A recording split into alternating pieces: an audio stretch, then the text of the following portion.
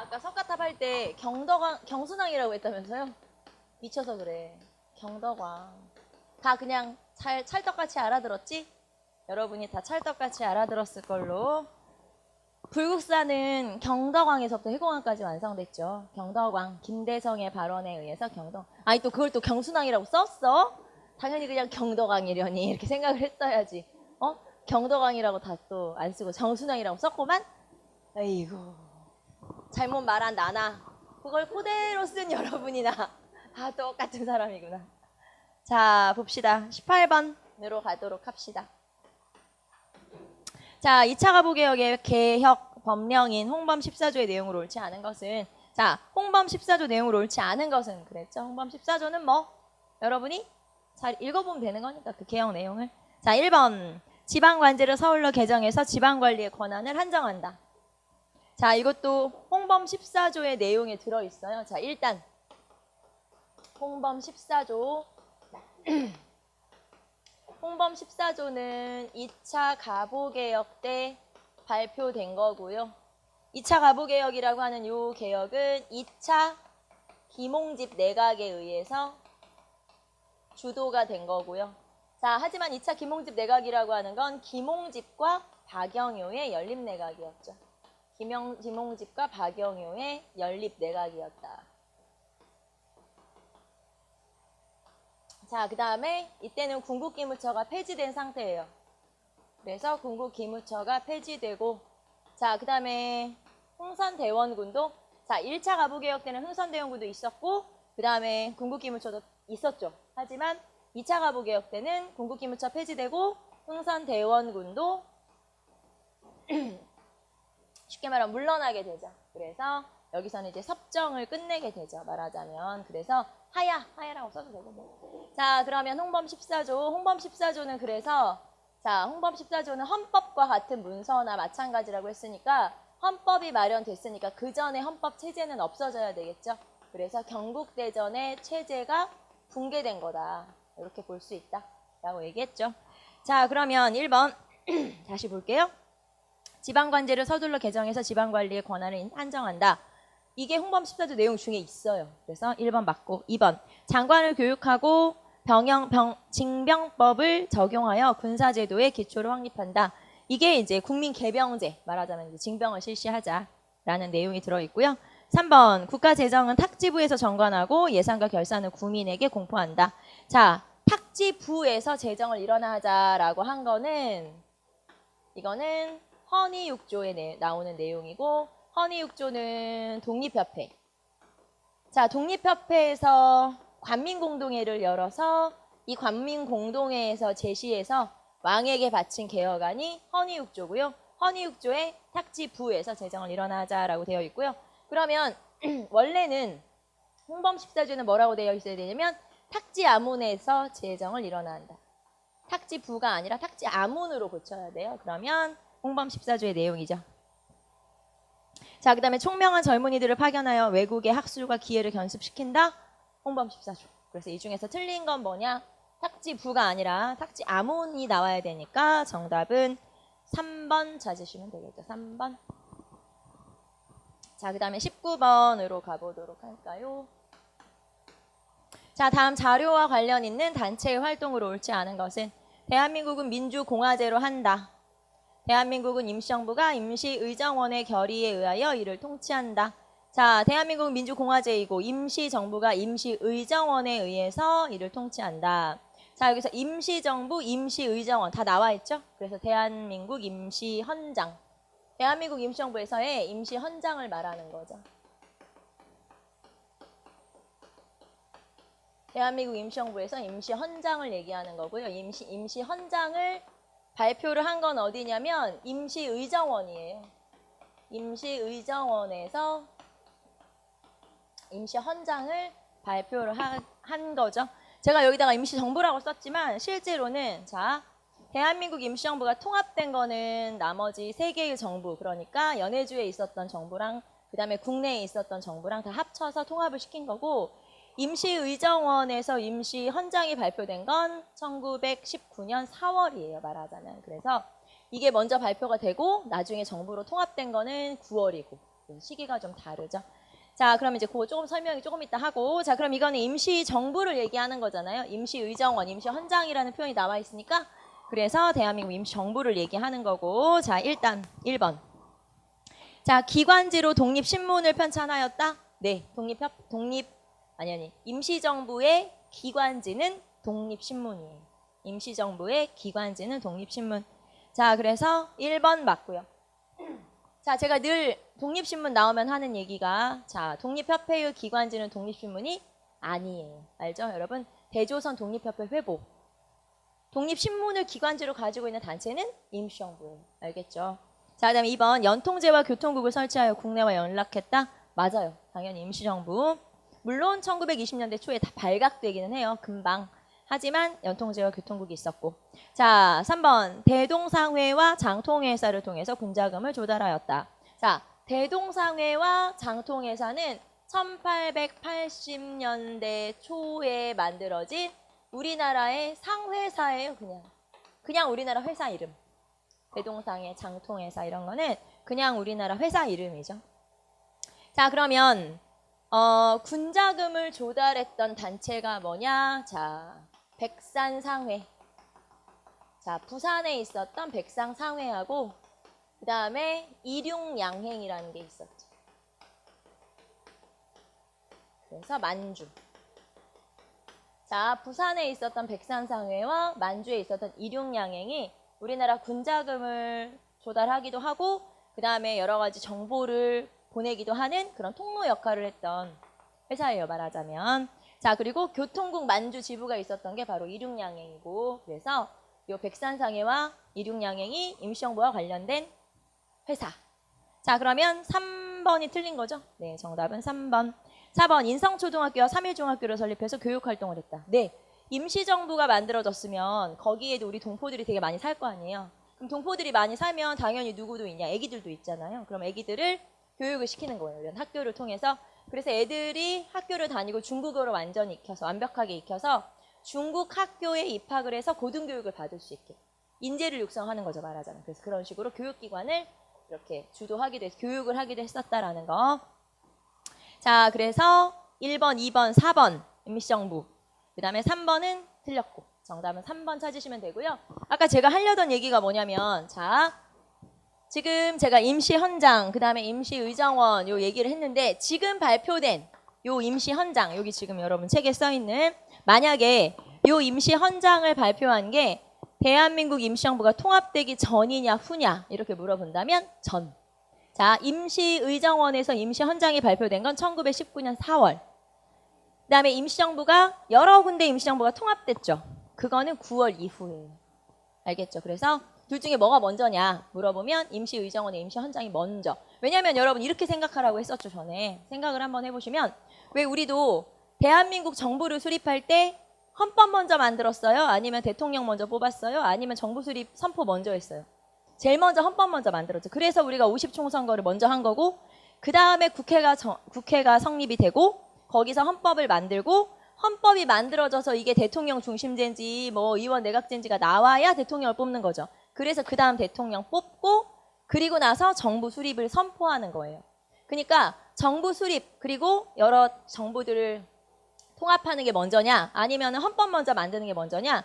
헌법 먼저 만드는 게 먼저였던 거죠. 그래서 임시헌장, 임시의정원 이게 먼저 만들어진 거고, 그 다음에 정부가 수립되고 그 다음에 개헌으로 들어가는 거예요, 순서대로 하면.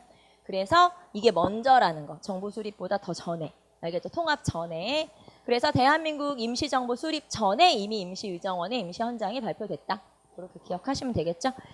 자, 그래서 정답은 3번이었고 20번 갑시다. 다음 자료와 관련된 국가에 대한 설명으로 옳은 것. 자, 왕이 죽은 뒤에 왕비인 우씨가 왕의 동생 발기를 제쳐두고 막내 동생인 연우와 혼인함으로써 연우가 왕위에 올랐다. 이게 뭐냐면, 여기서 왕, 고국천왕. 우리 알고 있는 고국천왕의 와이프가 우씨 부인이었어요. 그런데 왕이 죽었어. 그러니까 이 왕비가 지금부터 왕이 죽었다는 일은 아무 애들 발설하지 마라. 그리고 발기를 찾아갔죠. 이제 바로 밑에 동생을 찾아갔죠.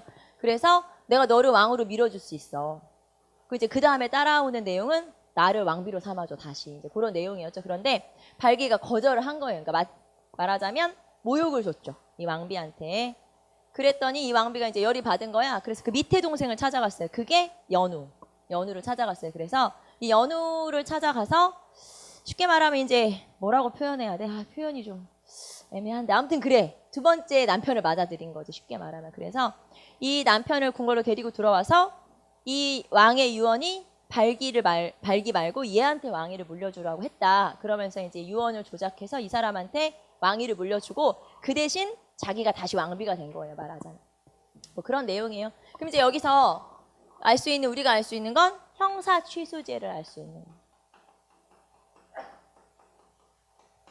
자, 고구려에서는 지배층에 한해서 형사 취수제의 풍습이 있었다. 그래서 여기서 이제 고구려를 얘기하는 거고요. 당연히. 그리고 거기서 첫 번째 줄에 왕이라고 하는 건 고국 천왕을 얘기하는 거고 산상왕이라고 하는 왕이 10번째 왕이었거든요. 그래서 이제 고구려 초기 말하자면 그때쯤 얘기하는 거고요.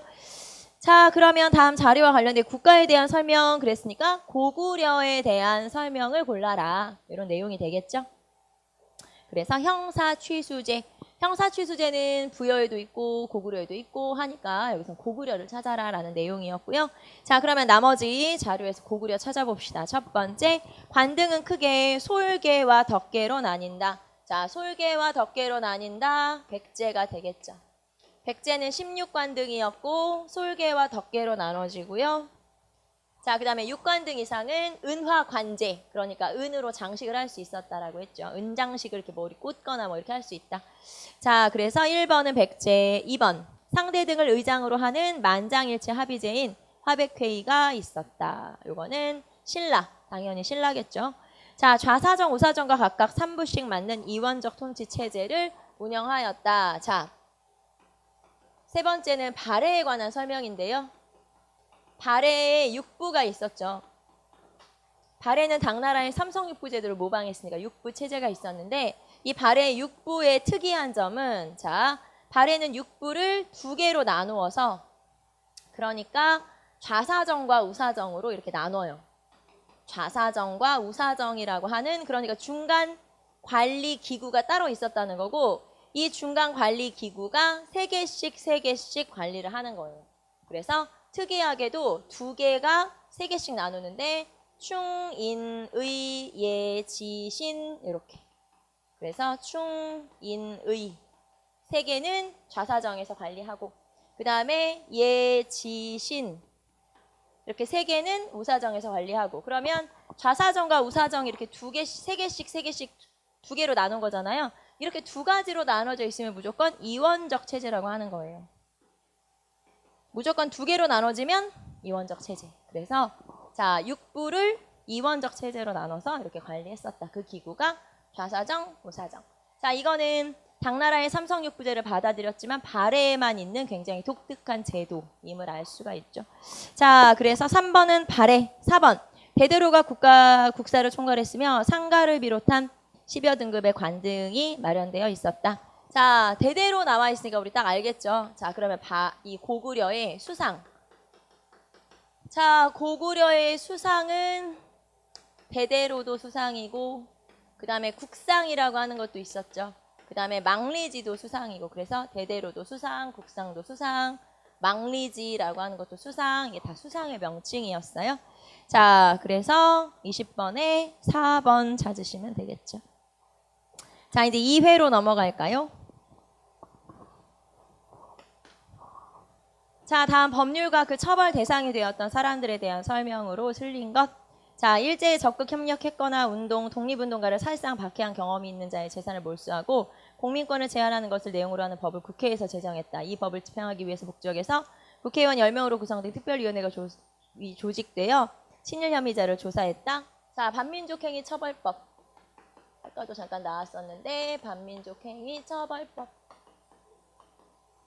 자, 이거는 시행된 시기를 기억하면 되겠죠. 48년 9월. 그리고 반민특위. 특별조사위원회가 만들어지고요. 그 다음에 특별재판소도 만들어지고 하지만 제대로 처벌받은 사람이 없었다. 그렇게 얘기했었죠. 자, 그럼 1번. 이 법과 관련된 최초의 활동은 남조선 과도입법의원에서 나타났다. 자, 이게 무슨 말이냐면 친일파를 처단하려고 했던 건 여기서 처음 나타난 게 아니고 이건 재헌국회에서 주도한 거죠, 여러분. 자, 이 반민족행위 처벌법은 누가 만들었니? 재헌국회에서 만들었어요. 그런데 이 친일파 청산을 재헌국회에서 처음 했던 게 아니고 그전에도 하려고 했었다. 그래서 법이 만들어졌다. 그러면 이게 정부를 막 수립하고 나서 만들었으니까 그럼 그전엔 어디서 만들었냐? 미군정 시기에 만들었다 그 말이에요. 그래서 여기 나오는 것처럼 남조선 과도입법의원, 남조선 과도입법의원이면 미군정기에 있었던 입법기관 이렇게 표현할 수가 있거든요. 자, 그래서 이 법과 관련된 최초 활동은 남조선 과도입법의원. 자, 남조선 과도입법의원은 1946년 12월에 만들어진 거고요. 의장은 여러분 기억나죠? 입법의회 의장은 김규식. 네, 김규식이 담당했었죠. 자, 그리고 1946년 12월이면 언제야? 미군정기. 자, 그래서 미군정은 중도파들을 이렇게 지원을 해주면서 좌우 합작으로 뭐 이렇게 하고 뭐 이런 활동들을 하게 되는데 그때 지원해서 만들어졌던 게 남조선 과도입법의원. 그 다음 해에 47년 초에는 남조선 과도정부가 수립이 되기도 하죠. 물론 여기서 만들어지는 입법의원이나 그 다음에 여기서 만들어지는 입법정부는 그 과도정부는 아무 권한은 없어요. 알겠죠? 왜냐면 미군정이라고 하는 정치를 하는 그 세력이 있기 때문에 여기서는 그냥 미군정의 지지를 받는 그냥 그런 단체? 조선인들을 좀 끌어들인 그런 단체라고 생각하시면 되죠. 자, 그래서 민족 반역자나 뭐 친일 부역자 이런 사람들을 처벌하는 법을 만들기는 했었어요. 말하자면. 왜냐면 입법의원이니까 당연히 법을 통과시킬 수 있으니까. 하지만 뭐 실효는 없었고 자, 어쨌든 이 법과 관련된 최초 활동은 남조선 과도입법의원이다. 맞아요. 자, 2번 처벌 대상이 된 피고인에 대해서는 공소시효가 적용되지 않았다. 자, 이거는 항시법이라고 해서 공소시효가 따로 적용되지는 않았죠. 물론 이 법이 통용되는 기간은 정해져 있었지만 그 사람을 처벌하는 것에 대한 공소시효는 따로 없었다 이 말이에요. 자, 그 다음에 3번 위에 처벌 대상들은 중화학공업 육성을 위해서 부정강 수력발전소와 흥남 질소비료 공장을 건설했다. 자, 3번에서 이거에 대한 처벌 대상이라고 했잖아요. 그럼 처벌 대상이면 누구여야 돼요? 친일파여야 되죠. 자, 그런데 거기 보시면 부정각 수력발전소 1926년 그 다음에 흥남 질소비료 공장 1927년 무슨 말이냐면 이거는 일제가 한 거지 친일파가 한 게 아니라는 거예요. 일본이 1920년대 후반에 중화학공업에 관심을 두고 중화학을 육성하기 위해서 중화학공업을 육성하기 위해서 만든 기구들이지 공장 뭐 회사 이런 거지 친일파들이 만든 게 아니라는 거예요. 그래서 3번이 틀린 거죠. 자, 그 다음 4번. 이승만과 한민당은 이 활동에 반대했다. 자, 이승만과 한민당은 극우 세력이잖아요. 이 사람들 밑에 친일파들이 많이 있었기 때문에 당연히 이승만 정부는 친일파를 많이 끼고 있으니까 이 활동에 반대. 자, 그래서 이 활동에 이승만 정부가 방해를 하게 되는데 이때 했던 방해가 국회 프락치 사건. 알죠, 여러분? 국회 프락치 사건. 그 다음에 반민특위 습격 사건. 자, 친일 경찰들이 반민특위 사무실을 습격한 거예요, 말 그대로. 그래서 반민특위 습격 사건. 66 사건이라고도 하는데 사무실을 습격했던 사건이고 그 다음에 국회 프락치 사건은 국회의원 중에 북한과 똑같은 주장을 하는 소장파 국회의원들이 있다. 그래서 그 사람들을 말 그대로 그냥 간첩 혐의로 잡아와서 죽이죠. 그래서 이런 사건들이 있었죠. 자, 결국에는 이승만 정부가 방해를 했기 때문에 결국에는 활동 시한이 줄어들어요. 원래는 1950년 6월 말까지였는데 1949년 8월 말까지로 활동 시한을 딱 줄여버리죠. 거의 1년 가까이, 8개월 가까이. 그러다 보니까 활동이 그냥 거기서 흐지부지 중단. 그래서 결국에는 제대로 된 처벌을 못했던 게 바로 이 반민특위. 자, 정답은 3번 찾으시면 되겠죠. 3번. 자, 2번. 다음 법의 실시 과정과 결과에 대한 설명을 옳지 않은 것. 본 법은 헌법에 의하여 농지를 농민에게 적절히 분배함으로써 농가 경제의 자립과 농업 생산력의 증진으로 인한 농민 생활의 향상 내지 국민 경제의 균형과 발전을 기함을 목적으로 한다. 정부는 다음에 의해서 농지를 매수한다. 다음에 농지는 본법 규정에 의해서 정부가 매수한다. 농가가 아닌 자의 농지, 작용하지 않은 자의 농지, 본법 규정의 한도를 초과하는 부분의 농지. 자, 그럼 농지에 대한 법이 있네요. 농지개혁법. 농지개혁법은 언제? 1949년 6월에 제정. 1950년 3월에 개정. 그리고 시행. 그리고 1957년에 마무리. 마무리를 뭐라 그래야 돼? 결산? 그 단어를 모르겠네.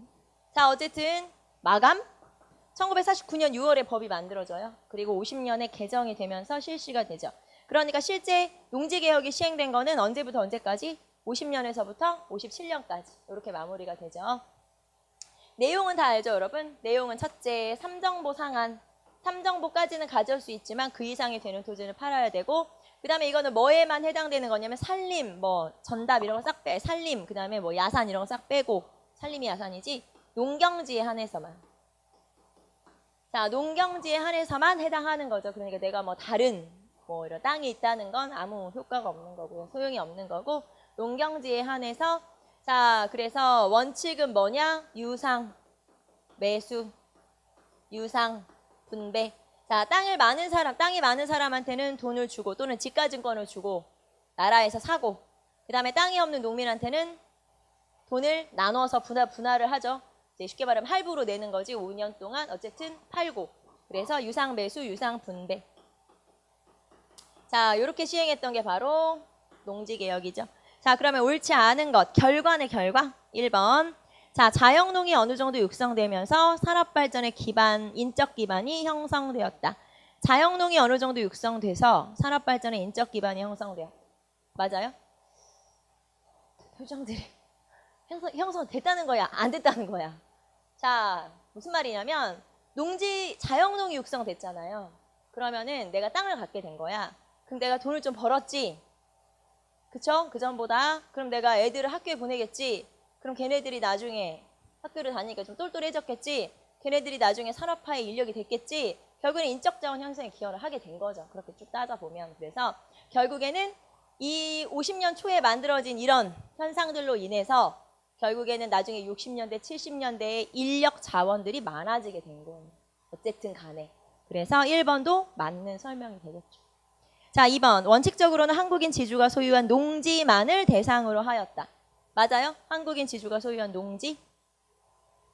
얘도 무슨 말이냐면 왜 또 한국인이 왜부터 또 농지는 알겠는데 여기 농지를 대상으로 하잖아. 이건 알겠 한국인 왜 붙지?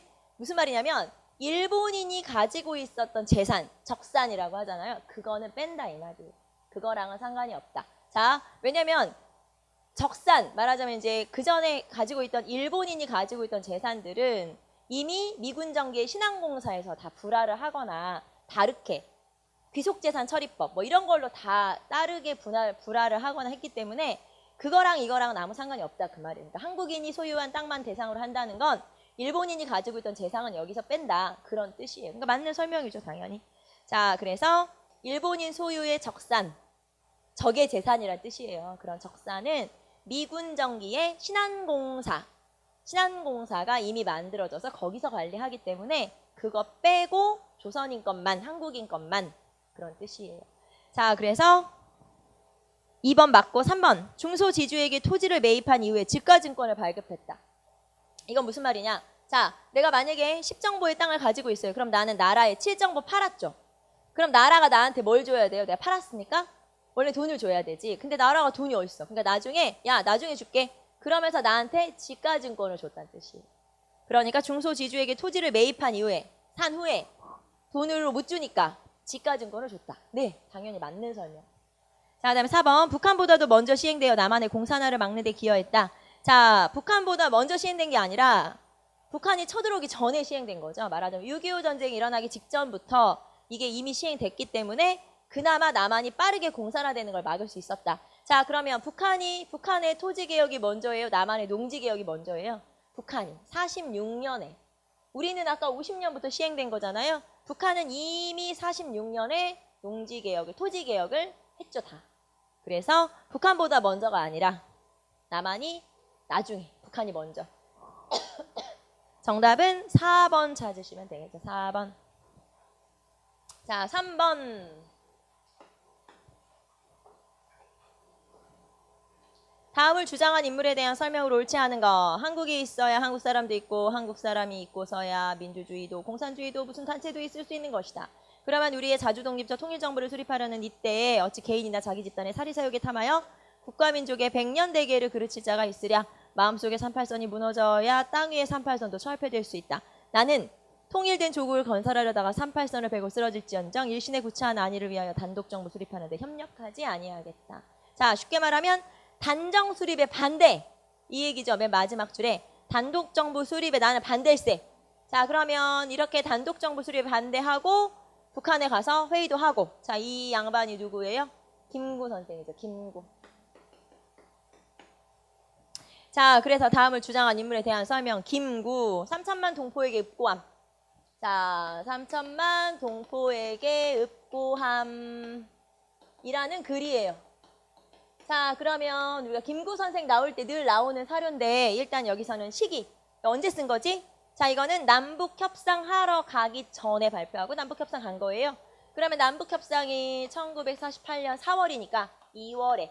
그래서 1948년 2월에 남북협상하러 가기 전에 요거 발표하고 그 다음에 남북협상 갔다가 남북한 재정당 사회단체 연석회의, 그 남북협상이잖아요. 그래서 김두봉, 김일성 만나고 돌아왔죠. 물론 실패했지만. 자, 그리고 나서 김구 계열은 이렇게 단독정부 수립에 반대했기 때문에 50 총선거에는 참여를 안 하죠. 그렇죠? 남북협상파, 그러니까 김구, 김규식, 그 다음에 여러분 조소왕도 갔다 온 거 알죠? 김구, 김규식, 조소왕은 전부 다 참여를 안 하죠. 자, 하지만 2대 국회의원 선거에는 참여하죠. 물론 김구는 그 사이에 이제 사망을 하게 되지만.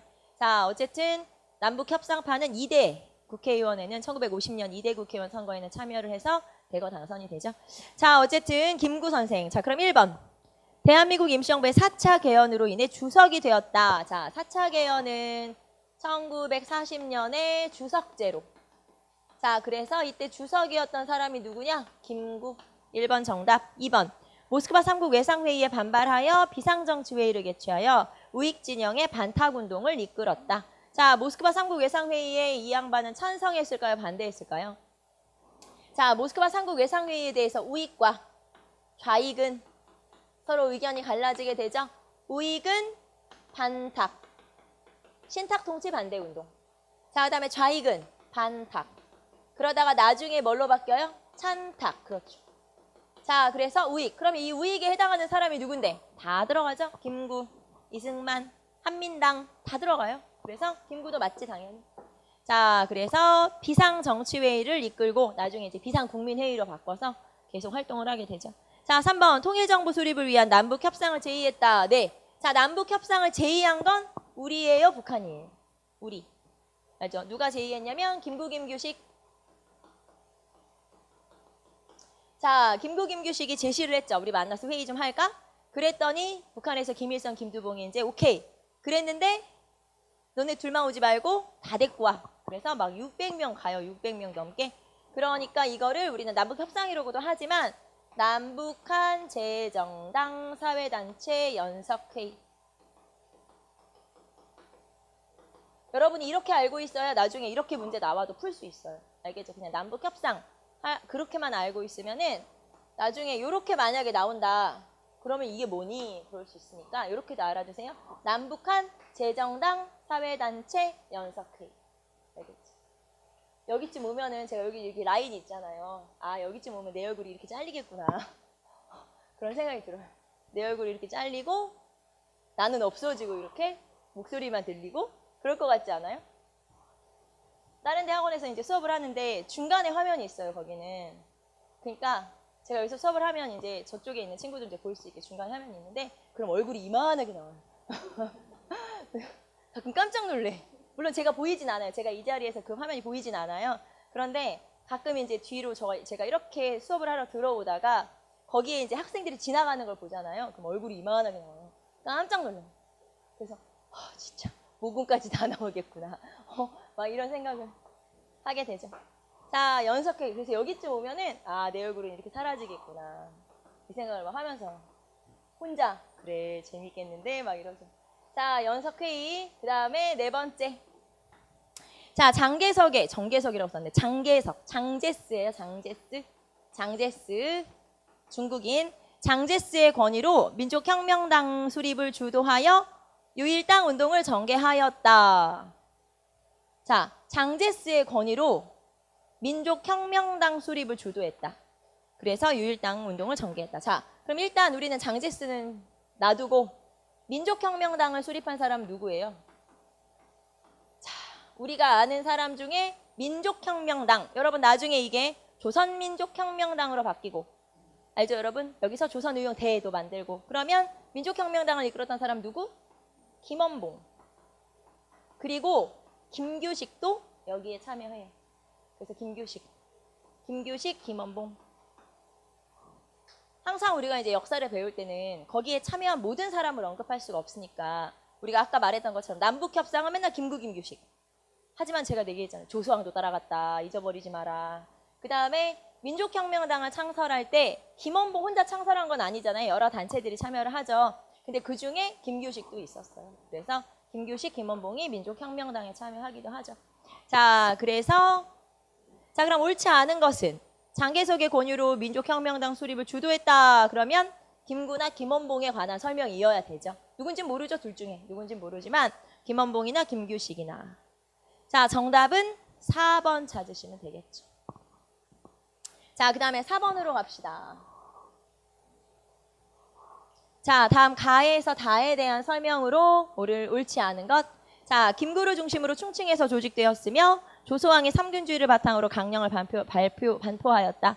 직할부대로 한국광복군을 창설하여 무장투쟁을 전개했다. 자, 그러면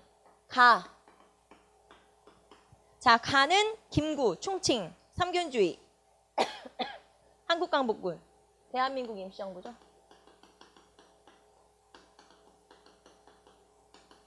자, 그리고 대한민국 임시정부인데 여기서는 40년, 충칭에 정착했다고 했잖아요. 그러니까 1940년이고 자, 그러면 충칭에 정착했을 때 이 대한민국 임시정부의 정당, 여당으로 만든 정당이 뭐예요? 한국독립당. 한국독립당. 그리고 군대는 한국광복군. 우리 금방 나왔던 한국광복군. 자, 그 다음에 두 번째. 자, 화북에서 김두봉이 중심이 되어 조직되었고 민주주의 공화국 수립을 위한 강령을 반포했다. 직할부대로 조선의용군을 두었으며 중국 팔로군과 항일 연합작전을 수행하였다. 자, 화북지방에서 김두봉이 만들었죠. 그러니까 화북지역에 있었던 조선 독립동맹을 얘기하는 거죠. 조선 독립동맹 1942년에 자, 그리고 요 산하의 군대로 만들어진 게 뭐였어요? 조선의용군. 자, 조선의용군은 거기 보시면 중국 팔로군과 항일 연합작전을 수행했다라고 했는데 요 조선의용군이 팔로군이 뭐냐면 중국 공산당 군대.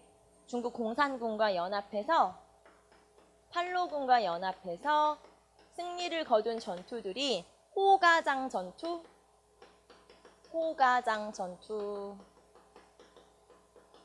반소탕전 이런 전투들이 있어요. 호가장 전투, 반소탕전. 자, 조금 더 깊이 들어가 볼까요? 자, 여기서 여러분 이 조선의용군이 원래는 조선의용대에서 갈라져 나온 거잖아요. 그러면 조선의용대에서 갈라져 나왔을 때 처음부터 이름이 조선의용대가 아니고 원래 이름은 뭐였냐면 조선의용대, 화북지대. 그러다가 조선의용군으로 바뀐 거죠. 이해돼요? 무슨 말인지? 처음에는 조선의용대 화북지대.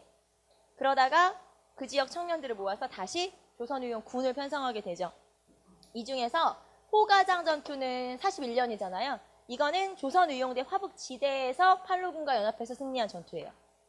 그 다음에 이 반소탕전은 42년이잖아요.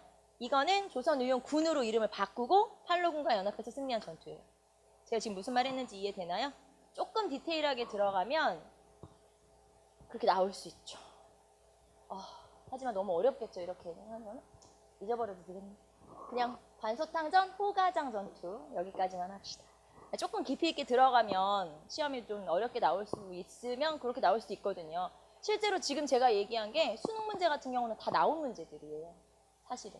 그래서 이게 포인트만 조금 더 깊이 있게 들어가면 그렇게도 충분히 출제를 할 수가 있거든요. 수능 문제 같은 건 이미 다 예전에 그렇게 출제가 됐었기 때문에 굳이 짚자면 이제 그렇게 할 수 있다.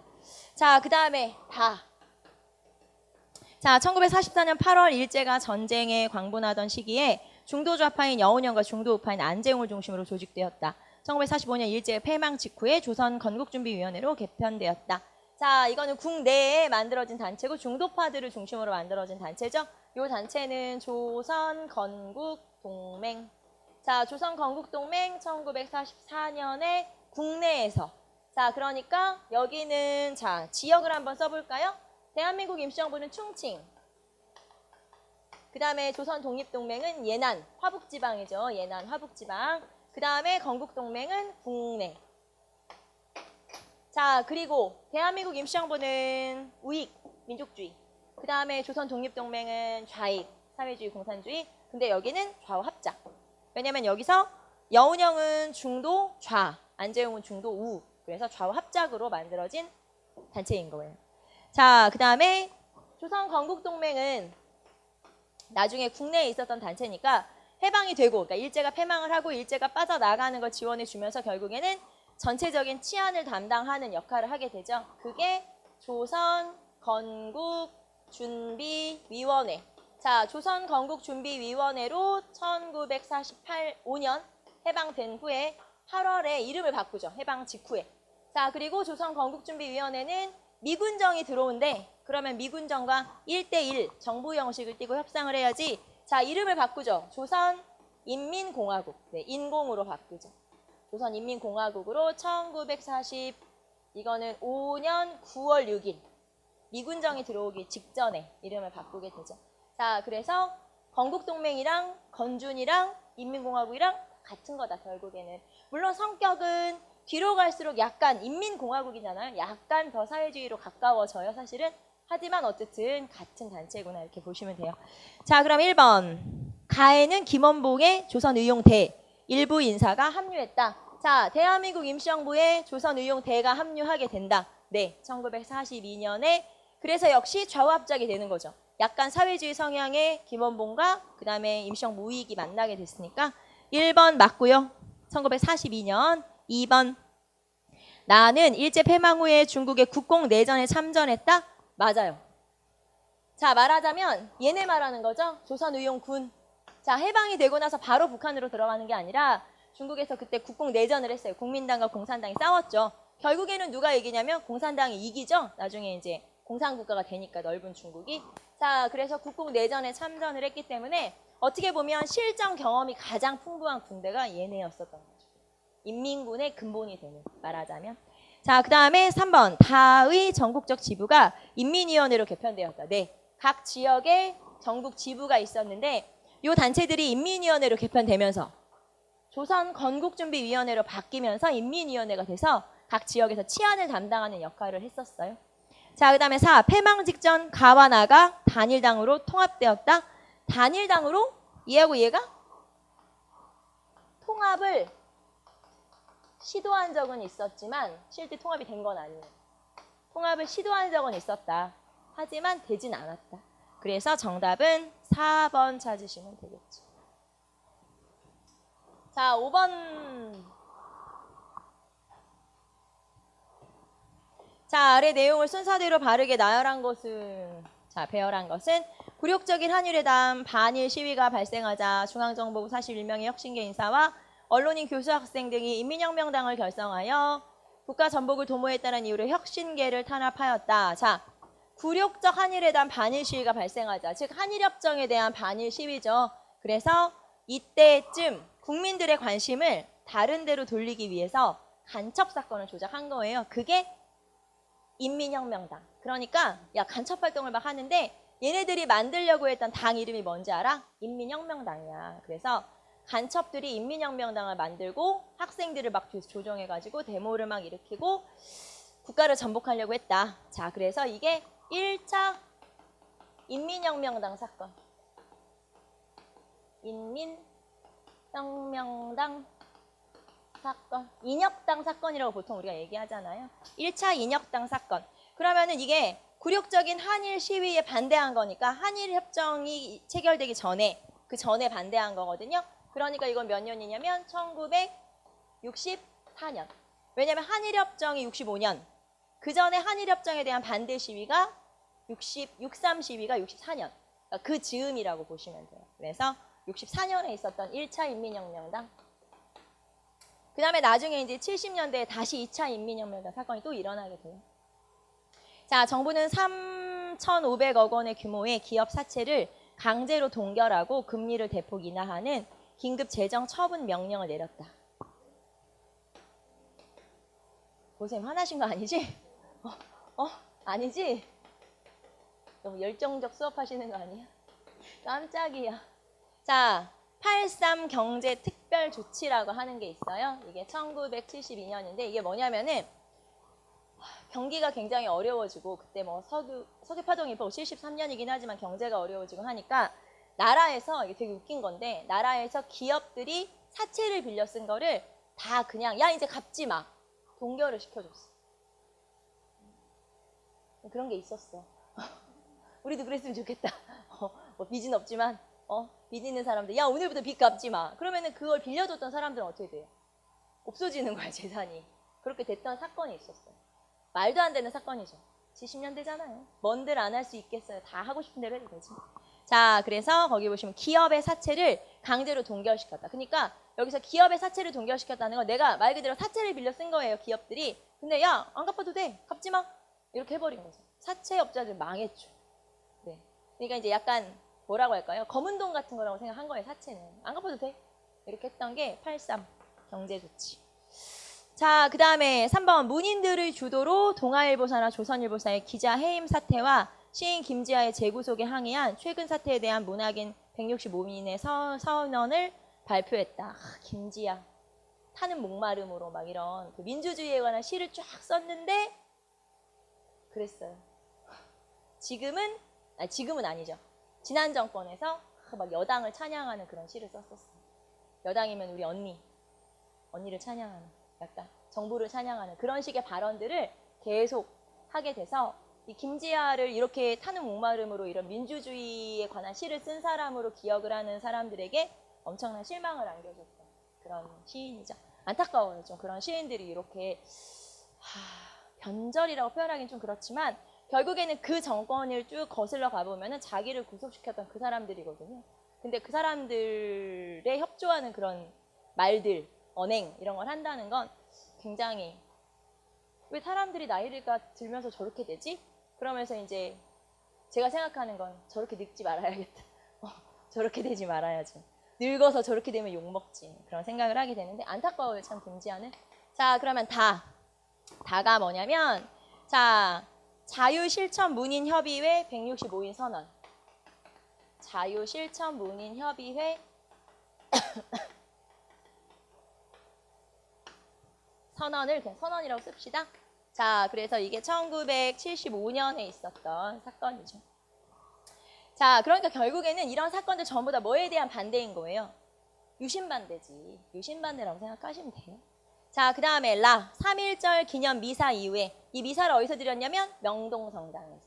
그래서 명동성당에서 7명의 천주교 신부와 문익환, 김대중 등 개신교 성직자와 자 개신교 성직자, 김대중은 성직자는 아니지, 문익환이 성직자지. 자, 그 다음에 재야 인사들이 서명한 민주구국선언이 낭독되었다. 자, 최근 들어서 이 지문이 굉장히 이 사건이 지문으로 잘 출제가 돼요. 이게 3.1 민주구국선언이죠. 3.1 민주구국선언. 워낙 통제를 많이 하니까 미사를 드리는 것처럼 사람들이 모였어요. 민주화 인사들이 여기에 이제 몰래 모인 거지. 그래서 여기에서 이렇게 선언서를 발표를 한 거예요. 그게 3.1 민주구국선언이고 여기서는 연도 1976년 기억하시면 되겠죠? 자, 이거는 순서대로네요. 그러면 네, 순서대로 쫙 정답은 1번 찾으시면 되겠고요. 자, 뭐 다 같은 경우는 여러분 굳이 외우지 않으셔도 돼요. 다 같은 경우는 굳이 우리가 알아야 되나? 자, 6번. 다음을 통해서 추론할 수 있는 대외관계에 대한 설명으로 맞는 것은 빈곤과의 합격자 서열이 문제가 되었다. 자, 그 다음에 발해와 신라의 사신을 서로 상석에 앉기를 다투었다. 자, 빈곤과의 합격자 서열이 문제가 되었다. 그랬죠. 자, 이거를 등재 서열 사건이라고 하죠.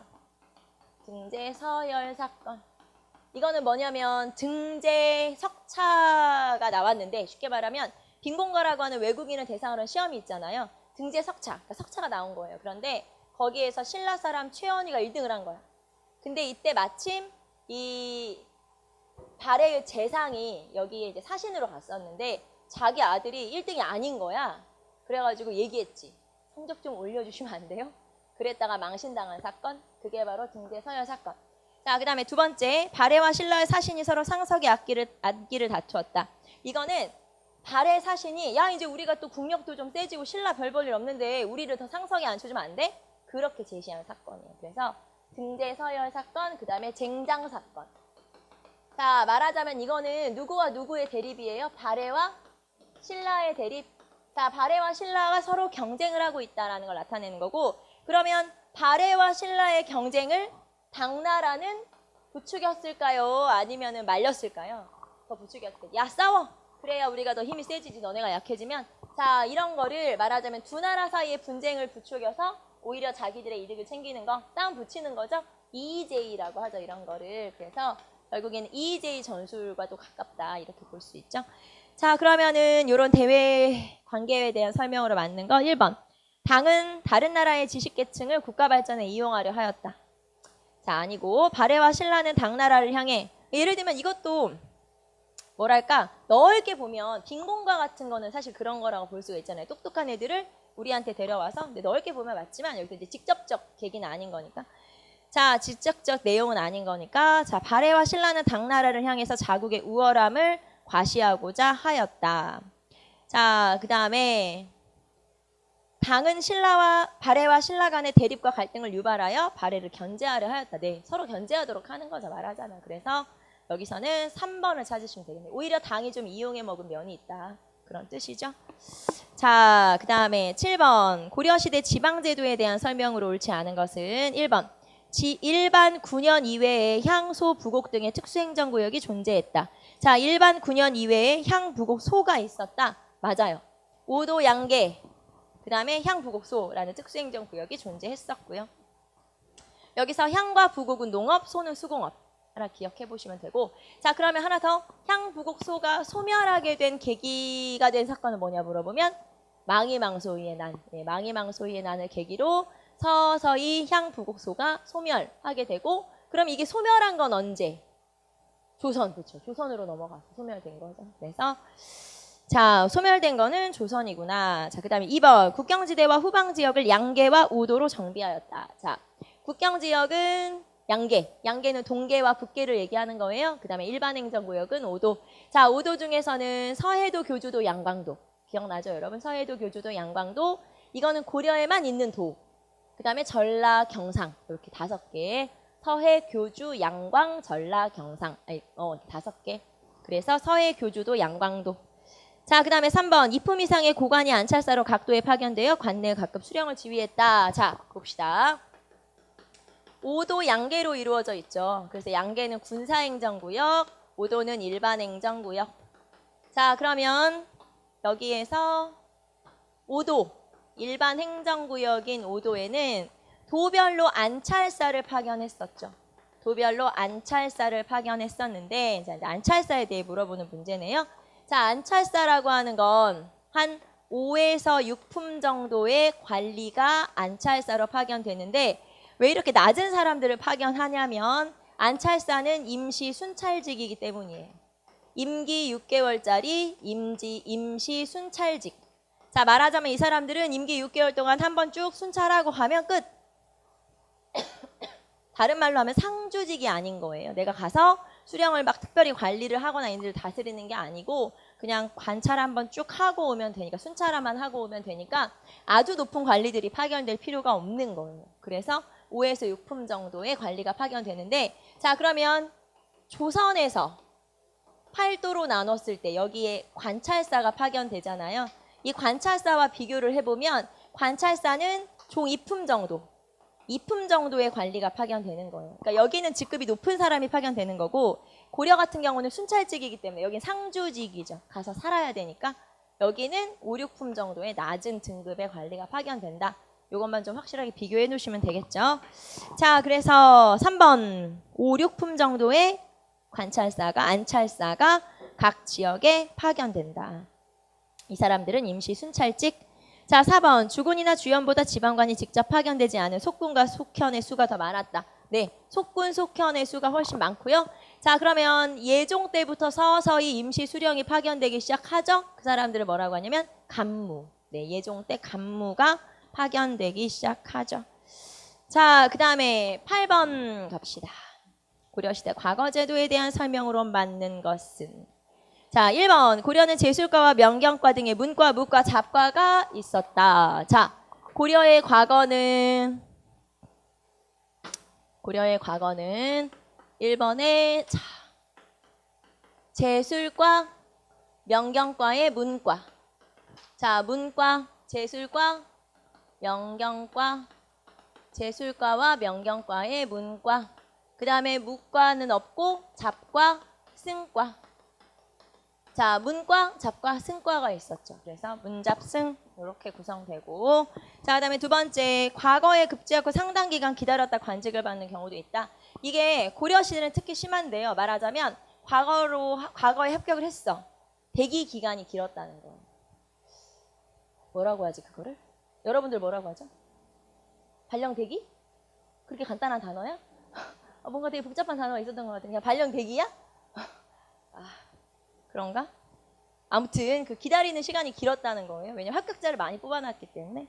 자, 그 다음에 3번 음서를 통해서 관직에 진출한 경우 5품 이상으로 승진할 수가 있죠, 당연히. 자, 고려시대 같은 경우는 음서에 제약이 특별히 없었어요. 그냥 무조건 5품 이상의 고위관리의 자제는 시험을 보지 않아도 되는데 이렇게 내가 음서로 동원됐다 하더라도 고위관직까지 올라갈 수가 있다. 당연히. 4번 지방 향리의 자제들은 과거 응시가 원칙적으로 제한되었다. 이건 딱 조선. 자, 지방 향리도 과거 응시가 가능하다. 고려. 그래서 과거 응시가 가능하다는 건 신분 상승이 가능하다는 거고 과거 응시가 안 된다는 건 신분 상승 안 된다는 얘기죠. 자, 그래서 4번은 조선에 대한 설명이고요. 자, 그러면 우리는 절차만 살펴보고 9번 넘어갑시다. 절차. 자, 맨 처음에 1차 시험을 봐요. 향시. 그래서 뭐 서울에서 보는 개경, 그 다음에 개성시, 그 다음에 이제 경시죠 말하자면 그리고 뭐 서경에서 보는 서경시, 지방에서 보는 향시, 그 다음에 개수관이라고 하는 게 있었죠. 개수관에서 보는 개수관시 이런 여러 가지 이제 지역별로 보는 시험은 향시라고 하고요. 향시에서 합격을 하게 되면 국자감시라고 하고 자 뭐 사마시라고도 하고 뭐 진사시라고도 하고 국자감시 그리고 국자감시에서 합격을 하게 되면은 예부시는 동당감시라고 표현을 하기도 하고 그래서 이제 본 시험을 보는 거죠. 자, 그리고 마지막에 전시는 당연히 누가 보는 시험? 임금. 그쵸? 항상 전시는 임금이니까. 그래서 향시, 국자감시, 예부시, 그리고 마지막 단계로 순위를 정하는 전시. 이런 순서대로 시험을 보는 거예요. 자, 그래서 고려 과거에서는 절차만. 고려 과거 시험에서는 시험이 어려우면 절차를 물어보기도 하거든요. 별로 절차는 많이 안 물어보는데 그래도. 자, 그 다음에 9번. 다음과 같은 정책을 통해 달성하려는 공통된 목적과 거리가 먼 것.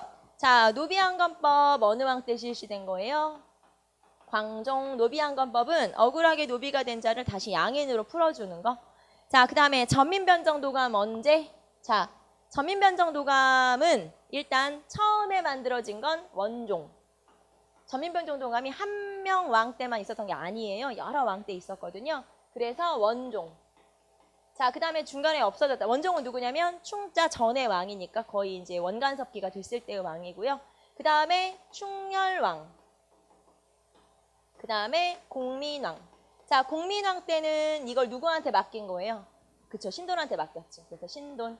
하지만 신돈이 제거되고 전민변정도감도 같이 사라져요. 그러다가 나중에 우왕 때 다시 부활.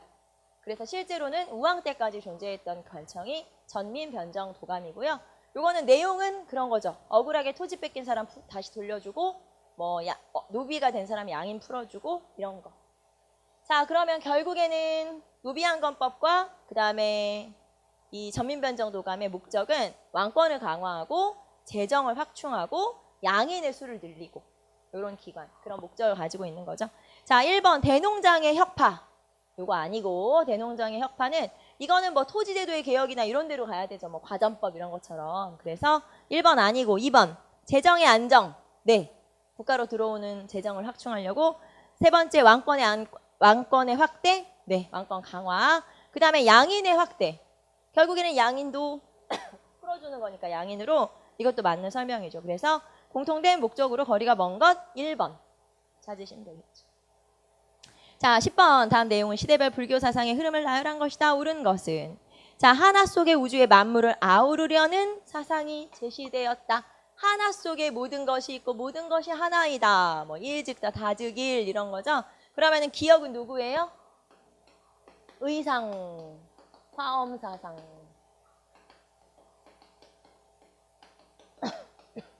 자, 두 번째. 스스로 사색하여 진리를 깨닫는 것을 중시하고 개인적인 정신세계를 찾는 경향이 강했다. 자, 개인적 불교, 선종. 여기서는 선종을 얘기하는 거예요. 자, 그러면 선종이 우리나라에 들어온 건 언제? 유행한 건 언제? 들어온 거는 신라 중대에 이미 들어왔으니까 빼고 이게 유행한 거는 신라 하대 말기. 자, 그 다음에 이론과 실천의 양면을 강조하는 교관겸수를 제창했다. 의천, 천태종. 자, 그 다음에 참선과 지혜를 아울러 닦자는 정의 쌍수를 내세웠다. 진울, 조계종. 자, 그래서 신라 중대, 그 다음에 신라 하대, 신라 말기, 신라 하대, 고려 중기, 그 다음에 고려 후기. 시기도 다 다르네요. 체크를 한번 해보시고. 자, 그러면은 지문으로 갑시다. 기역. 1번. 기역이 성행하던 시기에 전제왕권이 수립되었다. 자, 의상이면은 신라 중대라고 했는데 신라 중대는 전제왕권이 확립되는 시기고 의상의 화엄종은 그 전제왕권을 뒷받침하는 이론이기도 하고 그래서 1번이 정답. 2번 기역과 니은을 통합하기 위해 원효는 화쟁사상을 내세웠다. 자, 의상의 화엄사상은 교종이죠. 그 다음에 2번은 니은은 선종이죠. 자, 그러면 기역과 니은을 통합하려고 화쟁사상을 내세웠냐? 원효의 화쟁사상 아니라는 거죠. 왜냐하면 아까 이게 유행하던 시기가 언제라고 했어요? 신라? 하대? 그러면 선종이 유행한 거는 원효가 있었던 훨씬 후대죠. 당연히. 그러니까 원효가 있었을 때는 선종이 없었다는 얘기예요. 그러니까 원효가 화쟁사상으로 융화를 하려고 했던 건 교종들, 말하자면 교종의 여러 가지 종파들 이렇게 보시면 되죠. 자, 그래서 2번 틀렸고 디귿. 중앙정부의 권위를 약화시키는 역할을 했다. 자, 의천은 왕자잖아요. 설마 중앙정부를 약화시키려고 했겠어요? 전제권을 강화하려고 했겠죠. 또는 귀족 중심의 정치를 강조하려고 하고 강화하려고 하고. 디귿 3번 틀렸고 4번. 리을은 신진사대부의 후원으로 교세가 크게 성장하였다. 신진사대부는 배불론을 가지고 있었던 사람들이 불교 싫어. 불교 자체를 공박하는, 비판하는 그런 성향을 가지고 있었고, 자, 진울의 조계종 같은 경우는 무신정권의 후원을 받았던 사람들이죠. 무신정권의 특히 이제 여기서는 최충원의 지원을 받았던 사람이에요. 진울은. 자, 그러므로 정답은 1번 찾으시면 되겠죠. 자, 그래서 10번까지 풀어봤고요. 우리는 잠깐 쉬었다 11번으로 넘어가도록 할게요.